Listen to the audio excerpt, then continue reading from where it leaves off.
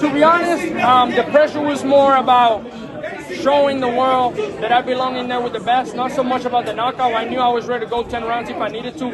I'll box this guy, break him down, do whatever I wanted. So I feel like that was the pressure was showing the world that I belong in there with the best. Xander. For sure. Yeah. Give us a name. Who's the next target? Fundora is the next target. I mean, hopefully he comes out victorious March 22nd, and I feel like he's the next target. How do you think you match up with him stylistically? I feel like he's a great fighter, not taking anything away from him. But I feel like I can outbox him. I mean, people say he's tall, but if you're being honest, he doesn't like fighting in the outside. He likes fighting in the inside. And I'm really, really good with my distance, and I feel like I can outbox him all night long and break him down. And you were pressing for the knockout. He caught you with the overhand right there.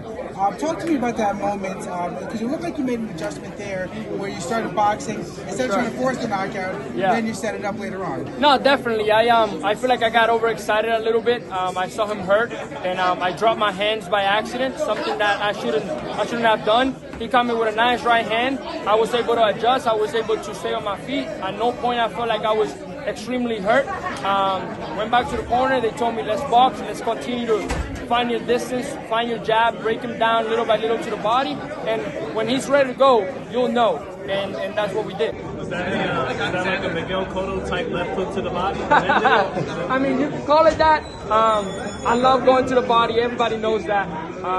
Again, like I said, I got a little bit shy in the mid-rounds because the referee told me that he was going to take a point away from me, so I didn't want that to happen. But then the corner told me, let's get back to that body. Let's get busy to that body. And I found the opening. His elbow was high.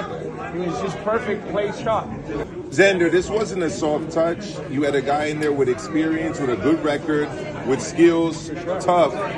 What did you learn tonight, and how has this prepared you for the next level in your goals? That I can make adjustments. That I can make adjustments when something is not working. I can go back to my corner. Be mindful of what we're doing wrong, fix it, do it right for the next round, and be able to get the stoppage. Mexico, Puerto Rico, I feel like it's gonna sell very, very well here in hopefully June or sometime during the summer. But that's a fight that will make a lot of sense in the big room. Los quiero mucho, gracias por el apoyo, gracias por siempre estar presente. Puerto Rico tendrá un próximo campeón del mundo en las 154 libras, los quiero mucho. Man, I want any big names. I want all the names that y'all know that are names. You know what I'm saying? Like, I don't really care who it is. I feel like at this point, I made a big enough name for myself to get somebody in there that's recognizable. It's gonna be a big fight. People want to see the businessman fight at the end of the day. I have fun, and it just translates to the crowd. You know what I'm saying? So anybody want to come fight me, come sign that contract. What's the biggest fight? When I spoke to Bomac, he was saying Berinchyk was actually like a lot worse than he thought. He was saying that he was trash pretty much. Did you feel that he wasn't as good as you probably thought he was gonna be? Man, I don't know. I just went there and just kicked his ass. I don't know. Like, let's be real. I do that to everybody. Y'all thought Limos was this big, strong, tough guy. What I do? Second round. You know what I'm saying? So you could be great, good, whatever. When you fight the businessman, you fighting the businessman. It's a different atmosphere. It's different. One more guy. How big of a fight is Davis versus Davis?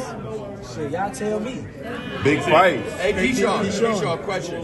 Do you feel like you put the 135-pound division on notice tonight? I feel like they was already on notice, but now that I'm a world champion, they can't deny me now. You know what I'm saying? They already knew who I was before. I was 10-0, you know what I'm saying? They knew I could fight. They just want to see how good I am.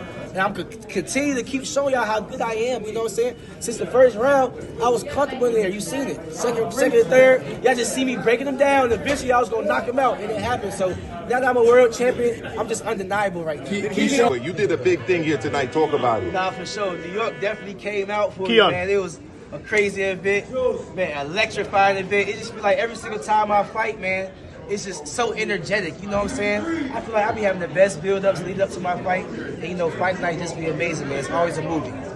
Keyshwan, you had your round, you were smiling out at your family ringside. Did you have them completely figured out by the third, and how'd you get the left hook to the body? I mean, I ain't gonna lie. It was one of those rounds his nose started bleeding. I think it was the second. Once I seen that, I'm like, yeah, it's any time now, And it was, 2 rounds after that, 4th round, I'm out of here. What was the adjustment you saw, though, to get the body shots in? My coaches, Rendell Johnson, he told me to start going down to the body more. And Bud Crawford, he kept telling me, stop letting one shot go, let 2 shots go. So I listen to both of them. I put them together. Things were heated at the press conference, heated at the weigh-in, probably more heated, but then you were really calm in the ring. Talk about the transition from those heated moments to your calm nature in the ring tonight. I mean, I'm a fighter that just been through a lot in my life, you know, like I lost myself, I found myself again.